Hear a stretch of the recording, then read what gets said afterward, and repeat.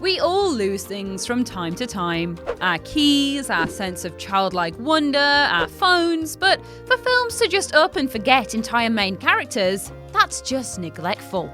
Despite how valuable continuity is, unless you're making an X-Men or Terminator film, obviously, then just time hop it away. There's some sequels that come along and suddenly, major characters have conspicuously disappeared.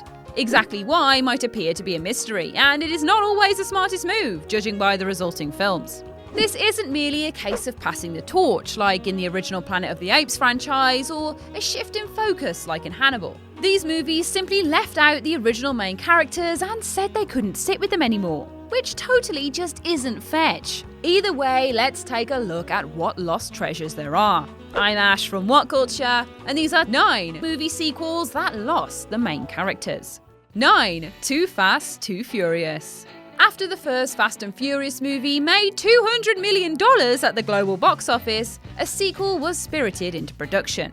Paul Walker returned, but he and the muscle cars were some of the only constants from the original. Even Ja Rule priced himself out of a return and was replaced by Ludacris, and a whole new cast came in around him. Most devastatingly for fans of gravelly voices, Vin Diesel's Dom Toretto was nowhere to be seen. He was replaced by Tyrese Gibson and only appeared in a brief flashback. After just one movie, the franchise had lost one of its twin leads. Diesel was actually offered $25 million to return, but he wasn't interested after reading the screenplay and believing the studio were approaching it like they did sequels in the 80s and 90s, where they would drum up a new story unrelated for the most part and slap the same name on it, as he told Variety.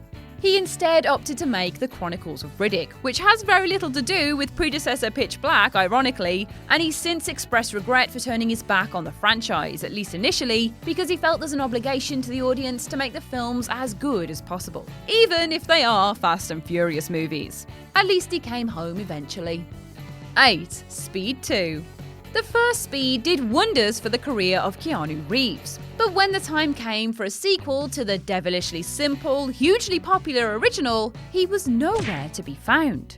Instead, Sandra Bullock's Annie Porter returned without her old boyfriend and went on a cruise with her new one, confirming that she has the worst travelling luck, and if you see her boarding a train you're on, you should really just get off. The sequel almost lost both leads after Sandra Bullock initially pulled out, but she agreed when she was offered financing for Hope Floats in exchange for returning as Annie, and for around $12 million in wages, which probably helped a bit. Reeves was also offered the same, but didn't like the script. He was financially stable already and wasn't ready to mentally and physically make another action movie after Chain Reaction. Instead, he made The Devil's Advocate and went on tour with his band, while Jason Patric stepped in as the new cop alongside Bullock. 7. Independence Day Resurgence.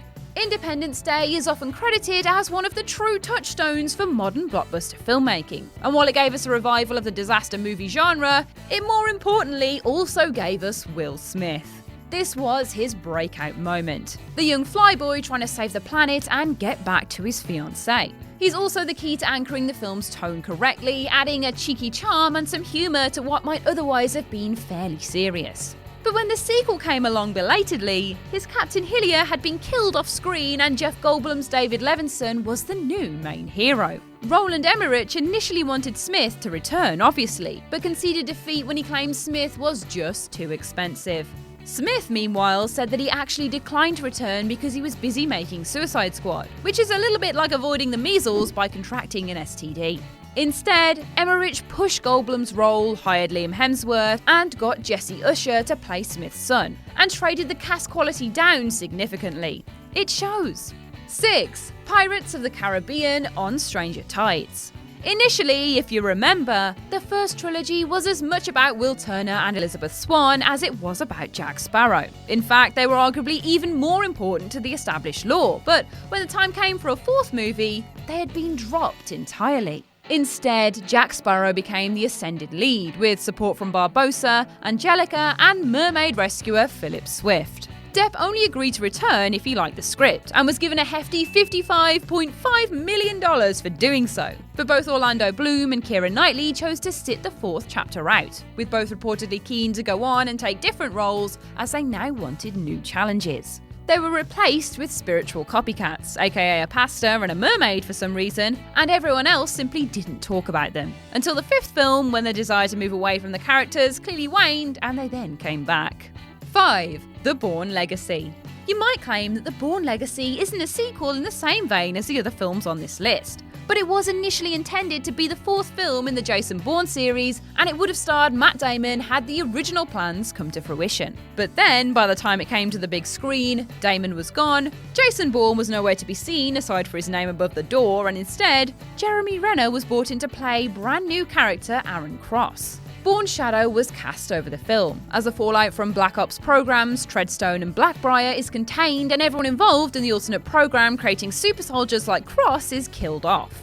Damon said very publicly he wouldn't return to play Jason Bourne unless Paul Greengrass was directing, and he had already bowed out. Tony Gilroy also suggested that there was no way he'd ever recast Bourne, so his stipulations on taking the directing job were that Damon wasn't to be involved at all, nor Greengrass nor Jason Bourne as a character, in the interest of preserving everything that went before.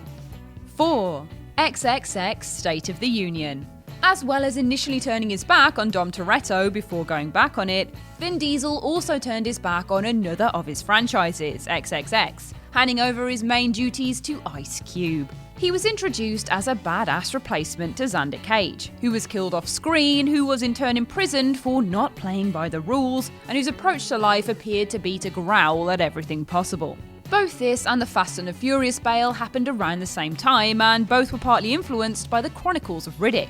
That film was what Diesel chose to do as his one sequel of the period, and he apparently dropped out of State of the Union, according to Variety at least, because he had no desire to shoot 2 sequels in a row. So in that end, Cage was killed off in a short film called The Final Chapter, The Death of Xander Cage, that was included as a DVD extra and starred Diesel's stunt double, spliced into archive footage. That was supposed to offer closure, but then they all just ignored it to bring Diesel back for the 3rd XXX movie anyway. 3. Transformers Age of Extinction. When Michael Bay kicked off the Transformers franchise, he focused on human lead Sam Witwicky as the audience's in point, rather than just one of the robots. And it worked. But by the time Transformers Age of Extinction came around, he was nowhere to be seen, and everyone seemed to be on a gagging order not to mention him. We eventually found out that he was killed off screen in a drawn-out sequence in The Last Night, when Vivian confirms she is the last surviving Witwick heir to Merlin. For the Age of Extinction, he was replaced by Mark Wahlberg as Texan inventor Cade Yeager, which is definitely not a real name. Initially, LaBeouf was diplomatic about his exit, saying he didn't think there was anywhere to take Sam. But later, when suggesting that he no longer wanted to be famous anymore, he revealed the real reason he didn't go back, saying the films felt irrelevant and dated as f***.